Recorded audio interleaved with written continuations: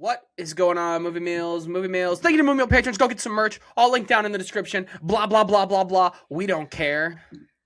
Care a little. We're here. we love the support. We do. No, I meant like we're back, baby. You know what I mean? Well, of course we're back. Hey, yeah, no, thank everybody for watching. A couple of our shorts doing pretty well. A couple vids doing okay. I like hearing this.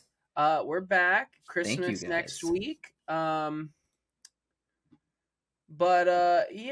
we here to talk about a lot of things. Kyle and I were just talking off screen about the list. Kyle, what do you want to start with? You want to go in order of your little list, or do you want to what's Kyle's vibe today? I want us to kick off by talking about Pluribus, because it's been a few weeks since we've wanted to do our weekly Pluribus talkathon. Let's plurb. Come on, man. So let's keep up with it. Plurb it.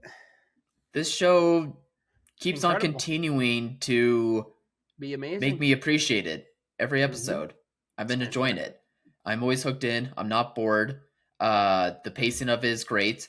They give little nuggets and little details, but at the same time, the show is unafraid to let the show be almost quiet in terms of like revealance of characters, or like letting us follow along on a character's journey.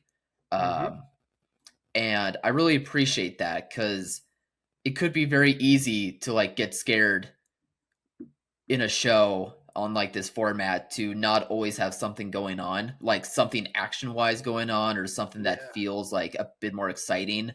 But the exciting parts for me are like the small little discoveries, are the little nuances in what Carol is discovering about like these strange alien beings. As we were talking about, like catching up with these episodes, the gentleman on his trek to meet Carol, Minosos. For 7 and 8, right, yeah. I mean, these are the recaps, man. Amen. I just enjoy it. I enjoyed this sci-fi flavor. I enjoy like this real world aspect, especially like the real world aspects of like what it felt like during COVID times. Like I think this is a really good reflection of people being cooped up and away from like the rest of the world to a degree, despite having so much technology of our hands to like still be connected with people. Like there's something about not being around people in person like to the same degree. Like there was it felt like a big loss of like keeping people sane and having like a bit more humanity that you get in person compared to just like online connections. For some reason those last few episodes, I think I've really felt that the most, just like reminding me about like the COVID times, and I'm sure that's why Vince Gilligan and his show running team probably made this. They probably were like, how can we make a show that's reflected on our current times, or how we felt, and just can let that feeling out. So yeah, this show continues to still impress me. I like where it's been going. How about you? Yeah, it's fantastic. I mean, finale's next week. Show's over. Oh, really? 1 week, maybe 9 eps. Yes, sir. Oh, man. Oh, that man. That bumps me. Bums me out. I swear I don't sound like Dennis the Menace all the time. Don't sound like Leave It to Beaver. Bums me out too, but man, what a heck of a Christmas. Are you kidding me? Stranger Things and then Plurb the next day? Yeah. Are you kidding me? What a gift. No, the bags under my eyes are heavy. I'm feeling it, man. I just had my coffee too. You look tired, man. I was telling you, I'm feeling that way too. But I've also been catching up on my sleep. You look like you're beat up. I've seen that look. I saw it in the mirror before hopping on here. This is what we get for doing them in the mornings. Camera doesn't add 10 pounds to me. Camera adds about 80 pounds to the old bags under the eyes. Anyway, yeah, Pluribus is awesome. I think I like that this season though is ending with their meeting, because I think it's going to set up a really cool season 2. Carol is in an interesting place where the brilliance of episode 7 is showing us how Carlos's character, I know I'm forgetting the name, but the actor Carlos who plays I'm reading it. I think it's Minosos. Apologies for all butchering of names, Yeah, I'm but having a brain fart with it too now. his character is really really interesting because they give us a good glimpse of how of the hatred he feels Hmm. for these people, and this, like, he's leaving money, he's siphoning gas, he's taking money. They keep showing up saying, hey, we'll take you where you want to go, we'll get you there by nightfall. Like, come on, man, like, you're about to trek the most, like, one of the most dangerous wildernesses on the planet, like, Mm. let us just take you there. And as soon as he said no, I was like, he's going to get injured and they're going to come rescue him and move him either straight to Carol or closer to Carol in some way. And that's what happens. But Yeah. I like this idea that he's like, no, you are stealing from us. You are just stealing these people's identities and their jobs, this collective hive mind of you. And Right. he's like, I will pay these people back for the resources that they are providing me. Mm-hmm. And then episode 8 opens with Carol saying, hey, come back. I thought it was going to say I'm sorry when they first didn't reveal what it said, and then she showed back up in the car. I was like, I think it's going to say I'm sorry or I miss you or something like that. But come back. They all come back. And the big reveal that Carol's falling for them and like lonely, and it feels like it's a, like, is she actually falling for them? Is she just lonely? She's had a lot of time to think, but she hasn't given up. We still see her writing on her Mm-hmm. whiteboard of the things that she knows about them. And Mm-hmm. I think we're in a really interesting place where Carol is starting to accept them. And then when she freezes at the end of the episode, and for a moment, I feel like as an audience member, like, I sat back and was like, oh, did one of the others get angry and they're all frozen for a second because they, like, maybe somebody else got super violent and angry towards them, and then they're having another freak moment like Carol had earlier. But that Okay. wasn't it, is what it feels like. And then she freezes for a few seconds and goes, you're about to have a visitor. And then the episode ends. It's like, all right, it's going to put us in a really interesting position because Carol's starting to accept them. And then she's going to meet a character that was a lot like her, but hasn't gone through this journey of speaking with them and like learning to accept them, and like Right. how He's this been clash closed going to off. happen. And Yeah. right as Carol starts to have very different feelings once she has slept with them. So it's a really interesting show. I'm loving it. I love this concept. I love this idea. I love the themes that they're tackling. I think it's excellent. I was surprised. It looked like she was having feelings for her. Carol was having feelings for her under the surface. I was surprised that they got shown as quickly as they did. I thought it could come later in another season, perhaps. So I'm curious to see how it's going to play off, since it just surprised me how quickly they got to that point. And what was the other thing I wanted to mention? But we did jump a lot in time. I mean, the time travel. Sure. Yeah. He left at like 24 days or something, and by the time we get to his arrival, it's like 48 or 50 days have passed or something like that. So it's been, that's a good almost point. 2 months since all this has happened, and Carol spent half a month alone, right, since all this. So yeah, just as a viewer, I didn't think about that, because you're thinking about like, oh, what's going to happen the next week. Yeah, fair enough.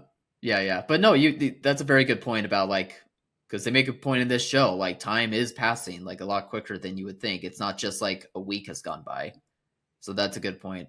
Okay. Yeah, Finish. go ahead. Finish. Well, I was just no, you go. Kyle, no, you go. You don't go. Alex, stop. Kyle, I'm gonna fly back to you, and I'm gonna give you a sweet little kiss on the cheek if you don't go. Get going. I was gonna ask you to remind me, because it's been a few episodes now. I haven't been able to like look back and double check this. What did she discover that the aliens eat to survive? That's incredible. Eat to survive? They're eating people. It is people. Okay, good. Soylent Green is people. Yes. Okay. They are grinding people and nutrients together to create this milk substance. Yes. But Okay, thank you. not only do we have that reveal, which is a couple episodes ago, but in this reveal, we learn that they all just sleep on the floor of a hockey rink Yeah. because they can easily maintain the temperature. And there was a lot of good reveals in episode 8 of like, oh, you all just do this. Why? Well, it conserves a ton of energy and electricity. But the biggest reveal is their plan.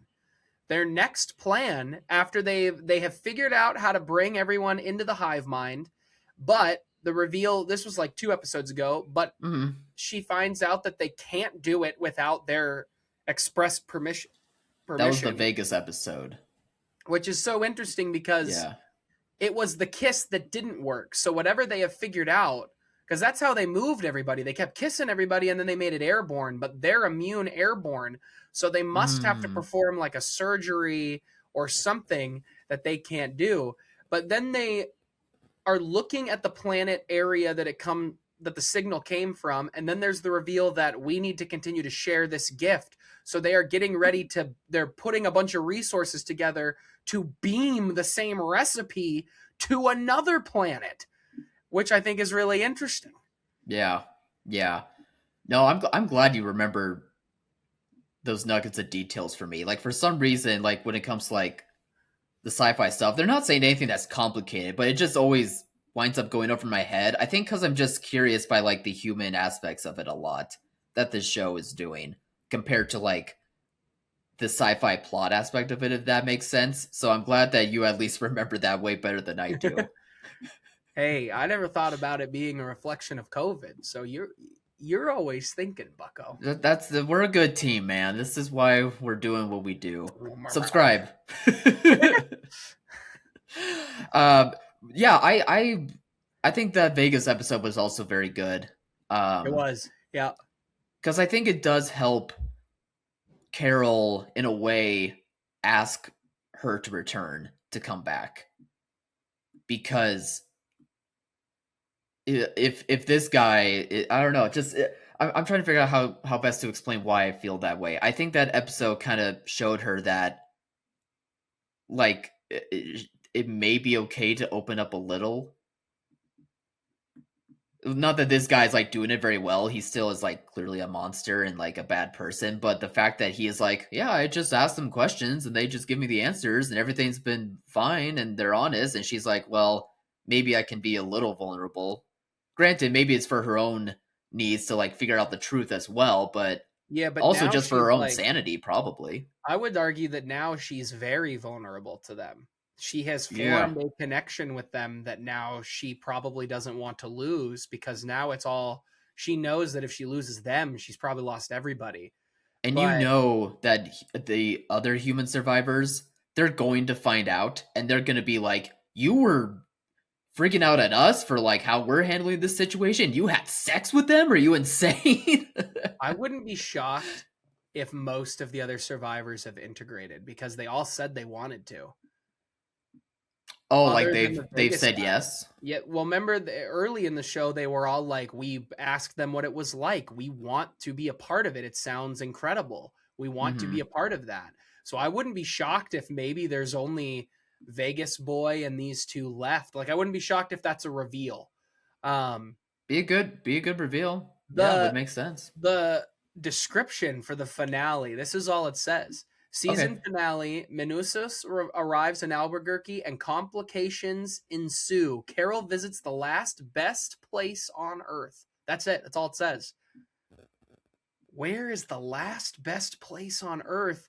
And the complications has to be that Carol and him are going to clash, because he is who she was at the beginning of the show. And she is, honestly, it's her to even a harder extent. Yeah. And now she has mainly become the Vegas guy, whose name is escaping me. But Mr. something. I don't remember now. Let's see. I don't know what it is. Character names, I am so bad at. Like, I can love any television show if I give it a chance, but for the life of me, character names, nah. Mr. Got nothing for you. Debate? I don't know how to say it. played by Samba Shoot. Yeah, And it's so funny because we've watched the show, we've heard them say the names, and yet we still can't. it's I don't know. only in 2 It's episodes. It's not like we've heard it over and over and over like Carol. I don't know, but even Also, I don't know. Carol. It's such a weird brain thing of at least for an issue for myself. I don't know. Carol, honey, there's no reason to just say, "Look, I get it." There's no reason to keep this voice message so dang long. Honey, just say it to him. Just say, "Look, I get the point. You're mad. Speed this recording up here for me because we got to sit there and wait, listening every time. Need our space." I think that's the point though. And her ability to show like the acceptance of, all right, she just puts the phone down, plays the lottery, those type of things is interesting. But the fireworks scene, really good. Really good. That reminded me, I was sitting there like, oh yeah, this is Vince Gilligan we're dealing with here. This is the boy who actually knocks. He's gonna write some diabolically great scenes, and that is an incredible scene. Everything about this show is summed up in that scene. Does Carol want to live? Do we think it's actually going to hit her? Is somebody going to appear to stop her? Like those are the things that race through your mind, and then it fires. It barely misses. She doesn't flinch, and then you're like, oh, she's accepted the fact that she might already consider herself to be dead. Yeah. Incredible show. Give us a Breaking Bad cameo out somewhere else in there. Give me Walter White popping in. Give me the Cure and crystal meth. That's how they're not affected. They had the blue back in the day. I know the show takes place in Albuquerque. The neighborhood even looks familiar from like Breaking Bad. I wouldn't be shocked if that's the up top because what are their names? The brother-in-law and the sister. Yeah, I know what you're talking about. I can't remember their names for Hank and Marie. That's who they are, the characters. They lived in like an upper cul-de-sac area. I wonder if it's just the same spot. It could and they be. Just it looks film very in a different similar. house. It does. But boy, looks nice. No, Albuquerque always looked lovely. Yeah, it always looked lovely when they had those shows. I liked the scene with her howling with the wolves. The coyote. Yeah. Very good. Yeah. Becoming unhinged. Becoming an animal. No, I don't know. Man, stranger things than waking up watching Pluribus. What a great Christmas. Santa, you're delivering this year, pal. Thank goodness. Makes the end of the year I hope very he delivers exciting. my gift. My gift was I wish that Warner Brothers is owned by you and me. That's going to be a gift for everyone. And I've worked real hard to be on that nice list. You have, man. You've done a great job. Check it 4 times, God dang it. I'm on there. All right. You want to move on? You are. What's up? You want to move on? What's next? Yeah. You want to talk about a movie? You want to talk about movies? I'd love to, man. Let's eat some meals while we're at it. All right. I can use a snack. For any diehards, we used to do that. That was the original gimmick, the point of the name. We would sit here every time with the food, and then we realized that we were watching movies. We were eating at the movies. I'm eating a large corn. We're getting full. We get home to film. We were hungry. So we started kind of just transitioning into snacks to the point where we were just like, we're done doing the food thing. No, it's unhealthy. Don't do that. I'll never forget one comment was like, stop eating while you're reviewing movies. I don't want to hear you smacking. And then now people are making tons of money by just eating on film. What the heck? That comment we were ahead of the curve, stirred us in the wrong direction. Probably. Anyway, what movie you want to talk about? How about Wake Up Dead Man? Let's do that one first. Didn't we already review Wake Up Dead Man? I sure didn't. Oh, did I? I don't think so. I don't remember you talking about it. Did we talk about it? No, I don't think so. Did you talk? Well, no, we haven't talked about it. No, it came out like last Friday and we didn't see it, right? I think so. I watched it the day it came out.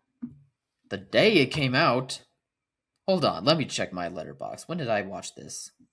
Yeah, no, I think I briefly touched on it. Oh, or maybe you must I have. did wait for you. It doesn't matter. Talk about Wake Up Dead Man. On the Knives Out 15th is when trilogy. I watched it. Yeah, that was only a few days ago, bucko. Yeah, that was like a week ago. Oh, it was the day after we recorded, so I definitely didn't. I think I watched it on Saturday, but I don't know if I touched on it much. Yeah, I don't remember. I don't know, man. We have bad brain chemistry apparently. I don't remember Did nothing. someone say chemistry? Bow, bow. Cue the Breaking Bad logo. Very nice. Nothing wakes me up like chit chatting with Kyle on a Sunday morning. You're welcome, buddy. Anyway, Wake Up Dead Man. I really liked it. I had a great time with this one. Although, Oh, here we go. oh man, no, I won't start off. I Oh, actually won't start off with the negatives. No, I liked that this one, for its structuring was a religious. yes. I was gonna say a buddy comedy. Kind of, yeah. Yeah, I mean the first two, he always teams up with someone who's like kind of on the outskirts of things. But for this one, for whatever reason, I think Daniel Craig and Josh O'Connor, who he plays the most opposite of, uh, does a really great job with like doing like a buddy comedy, like both Three Mhm. Stooges s type of like scenarios they're playing out. Not necessarily one for one, but just in terms of like their comedic timing and them just acting goofy around each other in like plenty of scenes until it needs to like get serious. Um, but I like that aspect of the character. I also like that it was um, not so much about classism like the first two movies really were about. I like that this one focused a bit more on uh, religion, like religion as being utilized as a tool for greed and for terrible purposes rather than for doing genuine good and helping people in times when they need it, good or bad. Um, and I think that's why I really like Josh O'Connor's character. For one thing, that actor's great. He Like is he's just very, established very himself good. as like that dude. I can't wait for him in next year's Spielberg movie. But Oh he man, does that play trailer. very good trailer. And he looks good in it, yeah. Yeah. But what I liked about let me change my camera We here. did talk about it because I read my review to you. I talked about it because I That's read right, you my did. review about Josh O'Connor Okay. having the range of anybody, the best range of all these youngins. Okay. No, really, really though.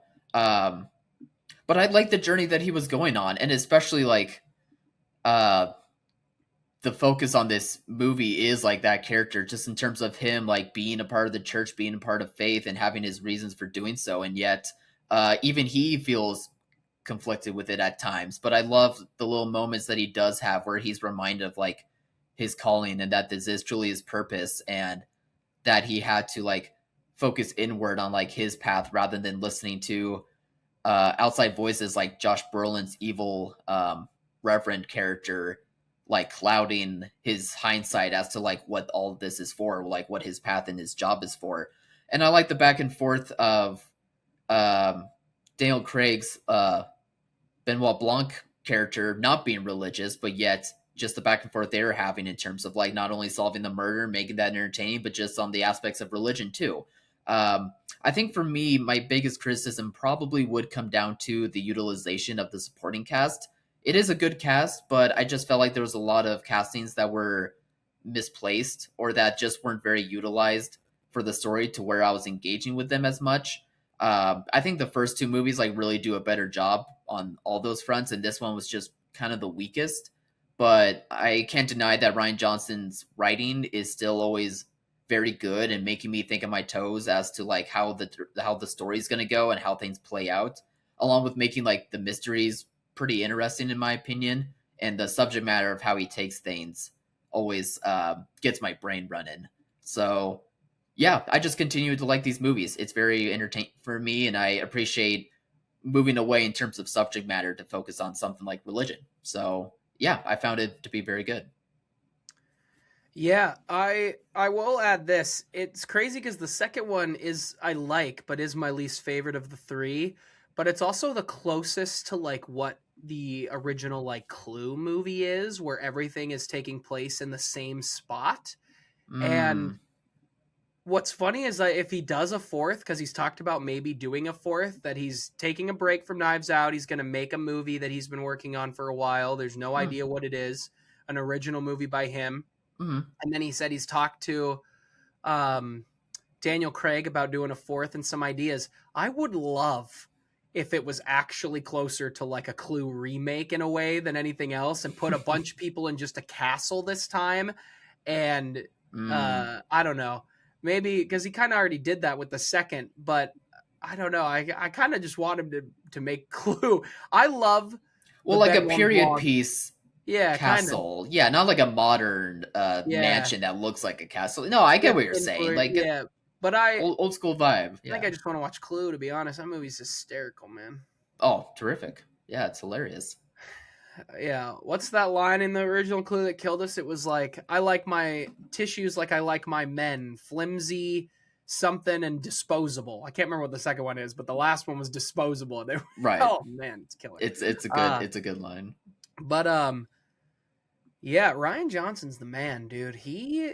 Every time a Knives Out movie comes out, I'm peeking around the internet when he's doing press tours, and all I kind of hear, just hear rumblings. Everybody be like, "Wow, Ryan Johnson really did make a pretty good Star Wars movie compared to what we ended up getting after." Blah blah blah, and it's like, oh, suddenly people change their freaking tune once they, hit that break. He really isn't a director that is needed to be so Hated. controversial. Yeah. No, Like he's he a great seems director. like a nice guy. Like he makes good movies. Like he's not like even in his subject matter for like his movies, he doesn't say anything that's like totally off base or weird or out of touch or like he just seems like a good filmmaker and a good dude. Like it's so funny crazy? how you go ahead. He low key kind of reminds me, and obviously people are going to be like, wow. But low key, he's got a little bit of the old school Spielberg vibes when he talks about the way he makes movies. He's just really freaking passionate about what he's working on. He didn't make 3 Knives Out movies because Netflix gave him a ton of money and said you should just do this, and he sold out. He genuinely is like, I love writing and like making these movies. He's got some of that passion. When you watch Spielberg talk about movies, it's like nothing mattered to Spielberg more than actually just making a movie. Like whether people saw it or not, he just put everything he had into it. And he's got a little bit of that. And we don't talk, Daniel Craig doesn't get enough flowers for how good, like how great of an actor he is over the last 20 years. I mean, I think you can argue that Benoit Blanc is on its way to becoming like one of his defining roles. Like, I think there are people out there that might know him for that role over knowing him as James Bond. And I think that's crazy. Like, that's insane. Well, it's in like possible. A good way. It's possible. I think there are. I think because the last few Bonds weren't that great, but he really is good. Like, what's the movie Lucky Logan? Is that it? Where he's just... Yeah, he did that in between them. Such a different type of character. He is so good. And that, like, I love watching clips of just him talking from Knives Out. His mentality in life is incredible. No, I mean it's a good life to have. Like you did all the hard work, you made all the money for the Bond movies, and now you do have like the acting roles at your disposal pretty much for what you want to choose, and at the same time you can also go and make silly detective movies, but I mean silly in quotes. Like they are genuinely good movies, but you know what I mean though. He's like, I can make serious stuff here and then go back to this nice little tent that Ryan Johnson set up for us to just talk about our mystery movies. So he's living a good life, man. And isn't he the one that's married to Rachel Weisz as well? Oh, really? That's cool. I think so. I think that's him. I'm trying to remember now, but good life, man. Good for you. Craig. Dude, when he hits that piano organ and he's like, I'm sorry, that was dramatic, but I needed you to stop talking. Scooby-Dooby-Doo. Oh my, that line, I lost Killed. It. When she's like, this is some Scooby-Doo, and he's like, Scooby-Dooby-Doo. It's so funny, man. He's so good. It's a donut. It's the center of a donut. It's, oh, man. An iconic role. It really is. Like, I'd take more of these movies. I want him to just remake classic murder mysteries, but it's full him. He just puts them in the setting of that. Put him on a train next. Like, just do that and be like, look, I don't need that fancy book. I don't need to retell the Murder on the Orient Express. I'm just going to put it on a train and do it better. Mm-hmm. Like, let's do it. I mean, even in this third one, he really was being blatant, being like, "Look, these are the murder books I like. This is what we're doing here. Like, you can read Yeah. them if you want to." It's I'm like, all right, He's whatever. talked a lot too, where he's like, where he centered this a lot around religion because he grew up very religious and then is no longer religious, and Yeah, he you could wanted see to put it. a little personality, like his personal life into that. And I think that's great. He's a great writer, man. He really is a great director, great Yeah, writer. If I you think are, now go that I ahead. know that it's a personal aspect of his life, it makes sense why it felt personal watching it. Yeah, Like Glass Onion kind of does, but not in the same way. Knives Out, it felt like his passion project. Like he just likes murder movies, so it made sense. Like how it felt in those regards. This one felt like it came from a place where he needed to let it out, I and I could wasn't see sure, but I'm glad that you mentioned I it. could see Ryan Johnson's publicist coming to him after The Last Jedi and being like, "Look, the reactions are kind of crazy. Like, I would stay off social media, whether he is or isn't on it." But just like his publicist Mm, being like, "Hey, really, like, just I would just like stay away from everything right now and just kind of be to yourself." And he's like, "Okay." And he just looking on his shelf and he's like, "Oh, let me read this murder mystery." And he goes through like 8 books. And he's like, "I know what I'm working on next." yeah, he just maybe. starts writing. But anyway, all right. What do you want to talk about next? Uh, I think we need to talk about Avatar 3, or at least you can more than I can. Kyle, why? Why can't you talk about it as much as me? Well, I had an early out of work on Friday, so I thought I'd pop over to the movie theater that's close by, watch Avatar 3.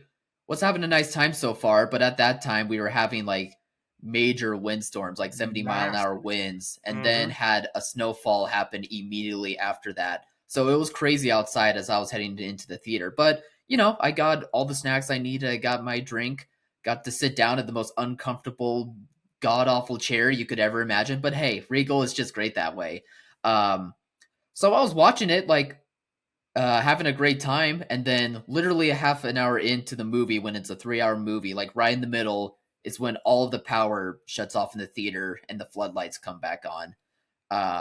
So we had to wait for like half an hour to see if the power would come back on, but never wound up happening. So I haven't been able to go back to the theater yet, and I've only seen one half of Avatar 3.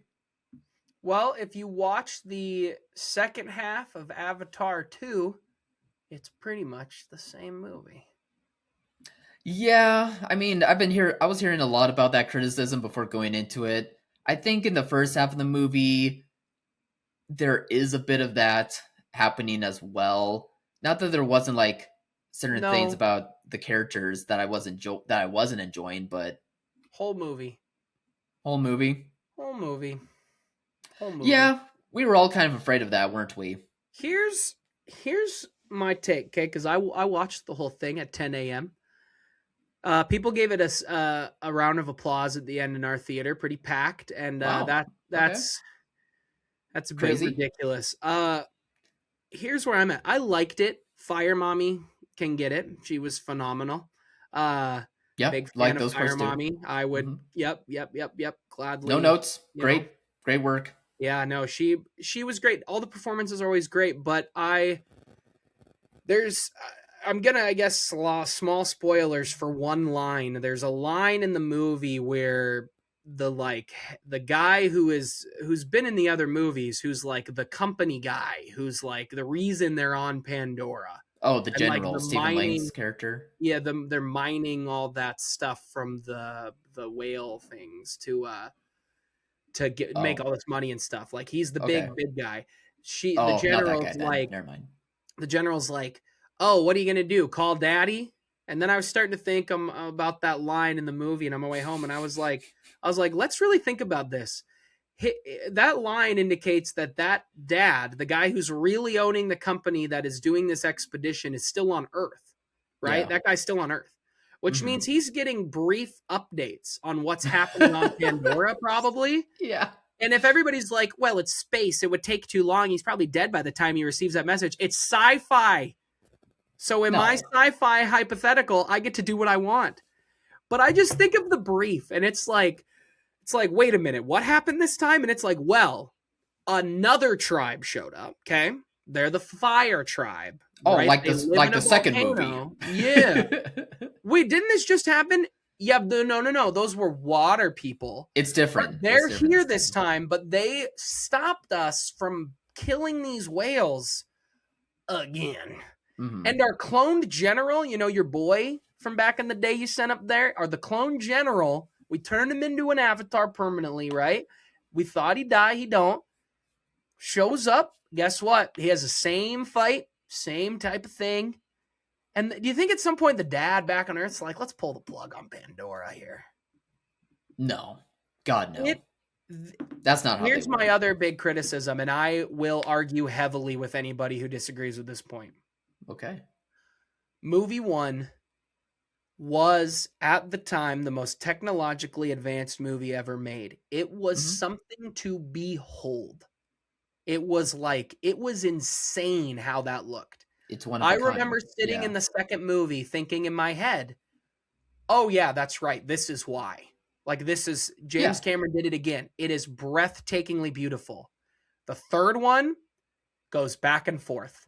Some scenes I get reminded of it, but it was not the whole movie. There are some bad looking CGI scenes in the third movie. Some Mm-hmm. very bad scenes that look very green screen. And I think it's very hard to, like, he's putting all this emphasis on, we're going to make you so immersed. And I think he's lost that touch here. And he's supposed to be making what, 2 more of these? Isn't there 5 that he's supposed Supposed to to be be. making? Can I push back real quick on something? Do you think like losing the sauce in this third one is due to the amount of time of filming these? Because I recall hearing that the second and third movie were like made at the same time, Yeah. and the second one took a lot, had like a lot of time for like the VFX, whatever it's called, to get done. And maybe this third one just wasn't quite the same way, but the deadline had to be Maybe. made because it's under Disney now.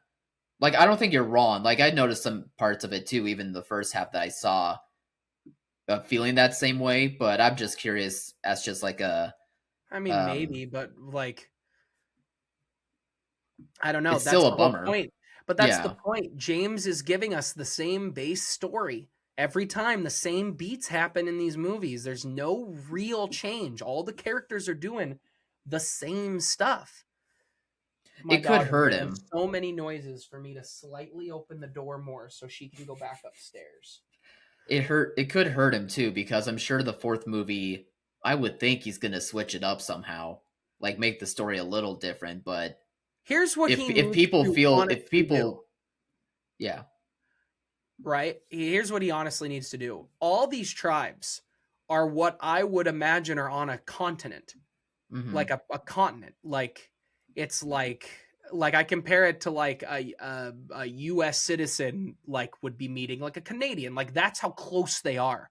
I think Sure. it's time for like us to see the other parts of this massive planet, and that maybe some of the aliens do actually really drastically look different because they are just from a Mm. different part of the world, and their planet is supposed to be so much bigger than ours.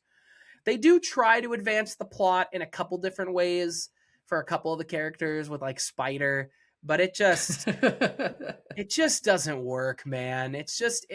I think Avatar on round 3 so soon after round 2, It's part of it too, for sure. it has just lost a little bit of the sauce, and It's it could lose its specialness. I think so, It really man. And could, I which don't shouldn't be want to that see. surprising. It's not No, that it shouldn't. surprising, but it's a bummer. Yeah, it shouldn't. Yeah. But anyway, yeah, the movie's still good. If you really love the Avatar movies, you're gonna have a great time. Like, but for somebody who asks a little bit more of their movies, I Mm, would like it. And not always. Like, sometimes I understand that some movies are trying to be certain things. I appreciate what James Cameron is doing. I will probably go see the fourth, but I wish he would add a little bit extra sauce to the next one because I want to see more of Pandora, not just other tribes than who, just are yeah, slightly different based on their elements. I'm really just tired of him ripping off the last Airbender at the end of the day, is really what it is. yeah, it's a good show though. I think the thing that I took away from the first half was just enjoying the stuff with the family. That's what I really enjoyed about the second movie. I appreciated what he was doing with that story. I understand that it does feel tired to some degree, but I also like that it's showing them grieving and being confused, like for themselves inward and outward. Not that this is like the deepest of movies. I'm not saying that. I'm just saying I like what he's trying to do with those characters. But I agree with you in terms of like the plot and the structuring of things. Yeah, there's going to be a lot of sameness within it. At Yeah. least from the what I've saw. My brother's complaint is he thinks that these movies are structured like a TV show, and he doesn't like that. And I get where he's coming from, because like some of the lessons that some of the characters learn, they took movie 2 and 3 to learn those lessons. So that's 6 hours you watch Mhm. him before these characters finally learn the point of what they're going through. And so I think it's just like, how long do we have to sit through a character before they realize maybe they shouldn't be doing the thing they're doing and act the way they act? Right. Yeah. But Even in a natural TV show, there's plenty of examples where it's like we've seen you act this same way and say you learned this same lesson, and then you still keep acting the same way. It does get tired, yeah, even in a I natural will TV say show. So he's the only guy keeping 3D alive, but the 3D glasses, man, they've stepped up their game. They're closer to a goggle now, and I prefer oh, it. It blocks my peripherals, so I'm really sunk in. Turd turns his phone on. I'm okay, not as like, it's not as dominantly bright in my eyes. So yeah, I will say I don't love the 3D decisions overall, but although I will say Netflix has been under fire for like so many shots, and everything nowadays are focused and everything in the background is blurred. It was nice going to Pandora with 3D glasses on, and it's like hmm, everything is really beautiful. Like, not everything, because there were scenes I do think weren't great, but like I could see the background. You could see things happening in the yeah, background. It was nice. So I'll give it its yeah. flowers there. But what else you want to talk about? You want to talk about the leaks? No, not really. I mean, there was I do. like leaks for Spider-Man and Avengers. I Okay, do. so let's do that, and then can we talk about Force Awakens? I want to have that be at the Yeah. end. Here's what I'm Okay, going to say about leaks. okay. If you hear that a trailer is leaked and you rush to find the leak because you can't wait, you're the loser at Christmas that has to look at his presents early, who has no patience. And that is said by a man with ADHD who has never had patience in his entire life and can still wait to see the trailer. Like, I did end up watching the leak, but it was only after I went to the theater to see Avatar and they didn't freaking show the trailer. That's Then I was like, wild. all right, well, now I want to at least be able to talk about it on the pod. I do have a theory. For the Avengers trailer Yeah, I or have a theory. teaser. I'm Hopefully just we will. okay. How about I was gonna you go ahead. Go ahead. Everybody's seen it. Most everyone. It just shocks me that your theater didn't play that trailer because I'm pretty sure Disney was making a big deal that theaters should play the trailer like right before the movie begins. They have to like rotate it for like 4 other versions every week or something. I'm shocked your theater didn't do that. That's weird. I don't know. I don't know They what the played reason the would be. Grogu and Mando trailer, and then Yeah, there was and like a good 20-second pause of darkness, and then they played a special Grogu Mandalorian IMAX trailer. they must something must have been screwed up then. Yeah, maybe, but look, all right. So the I bet trailer yeah, is about something got screwed Steve. up there. Yeah, The trailer's about Steve. The thing I've heard is about that the other trailers are going to be about Thor and Iron Man, and then like Hulk or somebody, right? Or yeah. Spidey or somebody. But and the whole idea is it ends with Steve Rogers is going to return for Avengers Doomsday. I think this is my actual hope, because I hate this idea of bringing everybody back. I'm not 100% opposed with RDJ as Doctor Doom. I still think that has a lot of potential in a good way. I think it can. But I think you bring everybody back, I think it's a problem. I think the movie's going to open with a montage of Doom killing all of them, of killing these characters that we love. And I think that if you're going to do it, that's the only right way to do it. I think if they Okay. actually come back to be main characters in this story, I think it's a colossal mistake. So it's on another Earth, like a alternate version of an Avengers team, maybe some different costumes, and then they fight Doom and they die, pretty much. Yeah, or something like that. Okay. Or Doom is correcting the timeline after Steve goes back and lives a life with Peggy or something and he kills him. But I mean, Thor is supposed to be in the movie. Like he has always been supposed to be in Doomsday. We knew he was coming back because he wants to come back. But Right. Yeah. He's Steve still out Rogers and there. Iron Man, I really don't want back at all. I do not want him. I want Hmm. Sam Wilson to be the new Cap. I want them to, even though his movie was bad, I don't want them They to go fumbled that back one, man. on giving a black actor the opportunity to be Captain America. I don't want them to pull that rug out from under him. And I do not want Steve to come back, and it has nothing to do with Chris Evans. I just do not want that. And I think, again, if you were watching the leaks and you just can't wait for the official trailer and you can't wait to go to the cinema, I think it's lame. And I think you just can't wait for anything in life. No, So some people cannot handle being surprised. Like I've met people like that. Like they hate surprises, and I that think even there's a includes like difference trailers between and I hate stuff. a surprise in my personal life and I hate knowing like not knowing immediately that Captain America is going to be in Right. Avengers. I think there's a Right. huge difference there, right? No, for Like, sure. yeah. But anyway, you want to talk about The Force Awakens the last 10, 15 minutes we got? I do, and I want to talk about it because I was reminded the other day that it's now 10 years old, Yeah. and our memory of going to see it opening day is still like it was yesterday, and it just made me happy. Instead of like being like, "Oh God, Star Wars, don't bring up Star Wars," I was like, "Yeah, that's a nice little memory that we had for that movie." Um, well, I got a bunch of reminders on Facebook. I really don't go on Facebook much. You only really keep it around for No. Messenger at this point, but I do pop on for the Hmm. marketplace here and there, and I'll look to see memories. And Yeah. I did happen to look, and it was like 10 years. We posted like just within this last week, we had a cut like tons of different videos over the last 10 years in different timelines about Star Wars because like I posted what Star Wars means to me video, which is one of Oh my yeah. favorite videos we've ever made. But like The Force Awakens, Hmm. even The Last Jedi, all the way to Rogue One, Solo to A New Hope. Like it was Yeah. The Force Awakens, I think really is kind of like a pivotal moment in the movie meals history as well. Like it was just like, Got and us just to our start the life, channel. like Yeah. it was a really cool time in our lives. Like I thinking back, it was like the peak of our college experience was us hanging out, going to movies all the time, and like I don't know, in a way, it's like that was the last time it kind of. And this is gonna sound cheesy, and it doesn't mean to me, but like back then, it was like we were still kids in a way, and now we're in our 30s, and it's like Yeah.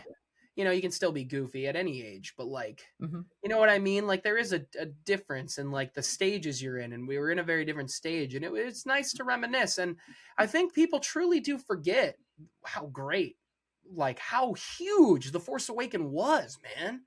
It was monstrous. Oh I man. mean, it really was exciting for me because I don't remember. I remember like as kids for like the prequels, for example, like kids loving Star Wars, but I don't remember like. But it was different for like the sequel trilogy and the Force Awakens coming out, where I was like more of an adult but still a kid, and just seeing like a communal experience with Star Wars. Like throughout college, we run into people and people did talk about Star Wars. Like people were excited to like varying degrees of it, and You know what it really was? yeah. You know what to expand on your point, it was like when you grew up, Star Wars, Jaws, Jurassic Park, there are a handful aliens, the first Alien, I mean, there are a handful of movies that like you'd hear when we were kids, right? Because that was kind of the segue and the generation mark, a little Hmm. broader than just millennial to Gen Z or boom, but like Right. I'd hear my dad talk about like you'd start watching those older movies that your parents grew up with, Jaws, Star Hmm. Wars, things like that, and you would ask them like, "Oh, what was it like?" Blah blah blah. Like you'd ask them questions, and Star Wars was such a different playing field. I mean, that is Right. really what changed cinema. I mean, the original Star Wars, it truly did. It really, like anybody who doesn't believe that needs to get a little more educated on the history of cinema because it changed the game.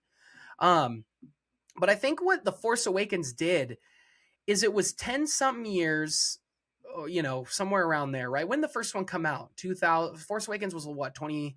I guess, yeah, 2015. 2015. Yeah, yeah. So yeah, the episode 8 came out in what, 06? So it had been almost 10 years since a Star Wars movie had come out. But like Mm-hmm. for us as like young adults, like we were, in our early 20s, we got to the Force Awakens premiere.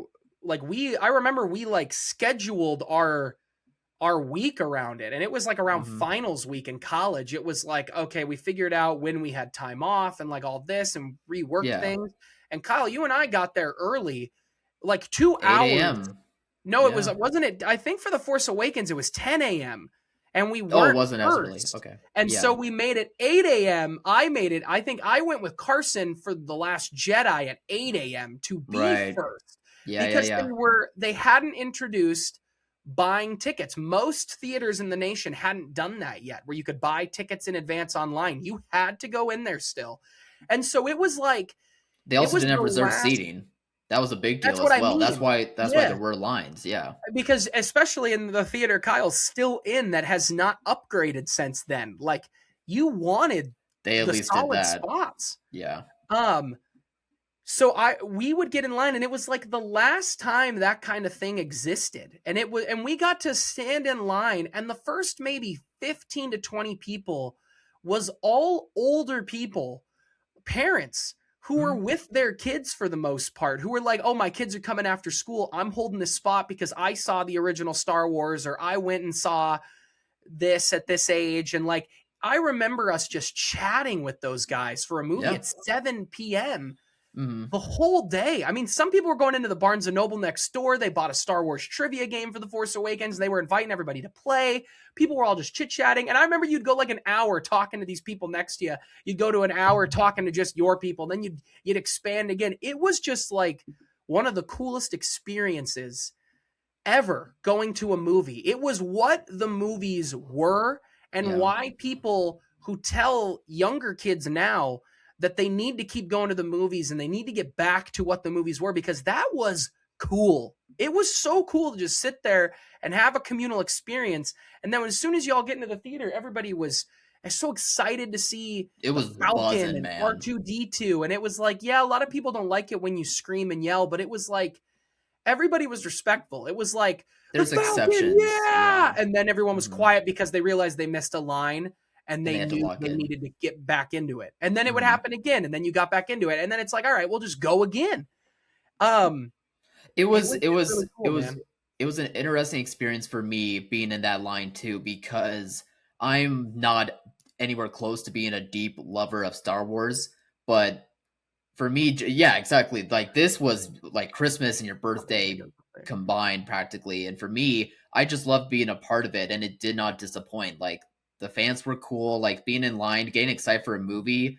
It wasn't like a midnight premiere like it used to be way back when, but even still, like, just being there all day was just super rad. It was super fun to do that because we all just wanted to see this so bad. And we were all genuinely excited, and like the conversations were great, the vibes were great. It was just a very fun time for like fandom. With our buddy Dan. We were on the news. Yeah. Yeah. I remember him putting on that tiger costume. So yeah, he was in a tiger onesie. Because it got so cold, our place is like a walking distance like from the movie theater. So he ran back to like get an extra layer, and then he found like this tiger onesie because it was like a Halloween costume like a couple of months before. And so then the news came like later that night, and somehow he was the one that got interviewed. Everyone else that like had a Star Wars thing, but he was in a tiger costume. Just I was a little scared to do it, and Dan said, "I'll do it with you," and so Dan pulled me in. That's awesome, man! What a good guy. He wore that tiger onesie, I think, to 2 more premieres. I don't think the Rise of Skywalker. I don't think Dan had already left. Yeah, he might have moved away.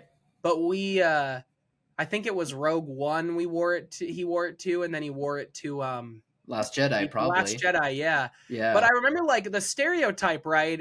Like back then, the stereotype for a Star Wars nerd was really heavy. It was the guy in his basement who doesn't smell very good. Yeah, it was still around. Yeah. Those people were there, but it was really cool because I remember talking to people who were like, oh yeah, no, I work construction, like just a normal looking dad. And he's like, but man, I grew up with Star Wars. I freaking love Star Wars. My wife's bringing my daughter as soon as school gets out. Like I just wanted to make sure we'd be the first ones to get a good spot and get to watch it. Like she's so excited, and it was like that's what this is, and that is what Disney has not captured since, and No. that is the magic that has lost, and Netflix is actively trying to put that magic at home, and it doesn't belong there. It belongs out with other people to meet other people and to be like, "Oh, you love this thing too? That's so cool." And honest to God, we never saw those people again until we were in line for The Last Jedi.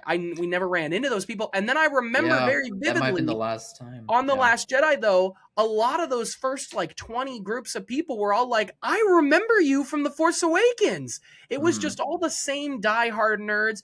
The line wrapped around the building. They had to take extra precautions. Like Yeah. it was really cool, man. It was people who there weren't chances for spoilers. Like people walked out. I remember being rude and they were like shouting things at people in line. And it was like, what is wrong with these people? It's like, it was so cool to just get in line. People were waiting in the freezing cold. They just wanted to see. It was a cool time, man. So I think about that here and there, and more so this last week because a lot of those memories have flooded back. But that's crazy. 10 years. Dang. Yeah, man. Yeah, I treasure it, man. It was so fun getting to have those opportunities to not just always like go to a movie as soon as possible, but especially for Star Wars for something that big of a deal to come back, and it just had like its special place in culture still, and just meeting like other Star Wars fans outside of like my friend circle was great too. It was really, I think it was it's great that I have that because now, like, admittedly, I am probably cynical, not just of Star Wars, but also of like the fan base to an extent.